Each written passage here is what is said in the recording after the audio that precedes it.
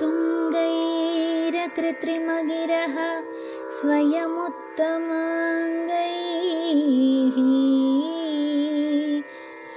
यं सर्वगन्ध इति सादरमुद्वहन्ति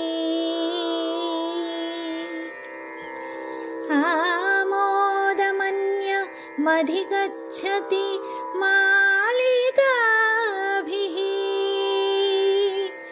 सोऽपि त्वदीय कुटिलालक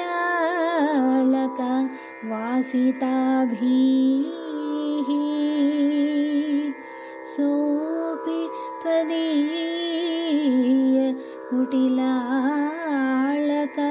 वासिताभिः।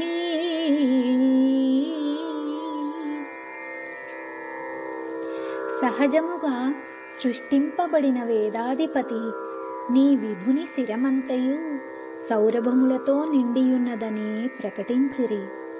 నీ ప్రభువు అత్యంత మోదముతో నీ యొక్క అందమైన కురులలో అలంకరింపబడ్డ మాలలను తాను ధరించడం వల్లనే ఈ సౌరభమేమో